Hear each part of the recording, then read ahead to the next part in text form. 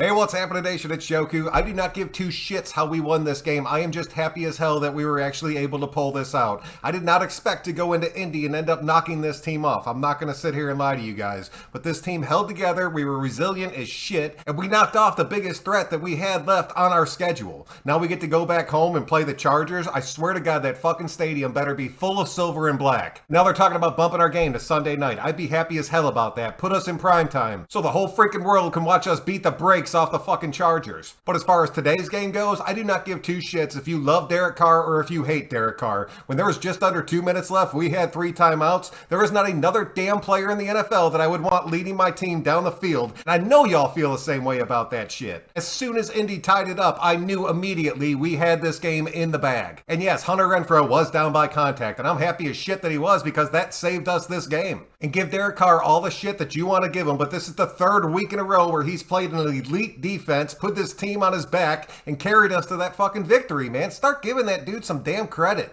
I'm going to be on the Unfiltered Truth tonight around 10:30 Eastern time, so be sure to check that out because I know how those guys feel about Derek Carr, and I'm going to be talking a good bit of shit. Josh Jacobs didn't end up having a huge game. It was like 16 carries for 63 yards. He did end up getting in the house, but he was making big plays and hard runs when it mattered, and that was all that I wanted to see out of him. And then freaking Zay Jones blowing up, 8 catches, 120 yards. No one has impressed me more except for Hunter Renfrow over these past few weeks of football. Zay Jones has stepped up in a major damn way, and I was not expecting to see that at all. Renfrow had another huge game, 7 catches, 76 yards, and he got in the house. Now he's tied up with Jerry Rice for number 2 on that all-time receiving list for the single season. If we do not pay his ass to keep him on this team, I'm going to be legitimately pissed off. Foster Moreau, Brian Edwards, and Deshaun Jackson combined for 2 catches for like 11 yards. Complete bullshit. Brian Edwards once again completely disappeared. Maybe that's why we end up keeping Derek Carr on the field when Marcus Mariota comes into the game, because there's no fucking reason to put Brian Edwards out there anyway. And I know Deshaun Jackson only had 1 catch for 5 yards, but that dude brought a hell of a lot to this game. He kept that Colts defense honest, and it was able to free up a lot of other dudes today. Defensively, Divine Diablo and Teamer leading the way for us. I would not expect those two to be at the top of our tackling list. Maybe Diablo, but definitely not Teamer. Both those dudes ended up playing a pretty damn good game. Our defense as a whole honestly looked pretty damn good. That T.Y. Hilton tip ball bullshit never should have happened. It should have ended up being a pick. But this is the first game that Jonathan Taylor has broke 100 yards and the Colts still lost. That kid, I told you, was a complete freak. 20 carries, 108 yards, 5.4 yard average, and he got in the house. You could not stop that kid behind this offensive line. The most you can hope for is just containing him and keeping him from completely going off, and this defense was able to do that today. But the most impressive thing this defense did today was take the tight end away from the Colts. That is the first time we have done that shit all season long. I was so happy to see it. This game was a fight, and we hung in there every step of the way. Should it have been this close? Probably not, but our red zone offense fucking sucks.